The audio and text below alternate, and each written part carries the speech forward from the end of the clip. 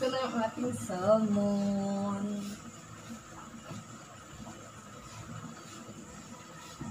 Kasi alam niyo ba guys, ito, mga ganitong seafood, madali lang siyang maluto. Hindi mo siya pwedeng overcook kasi hindi na siya masarap. And let's go! Lubog na natin isa-isa. Ayan na ang ating salmon.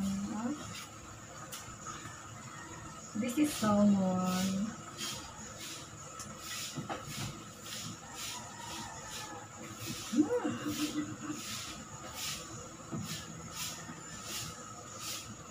Wow!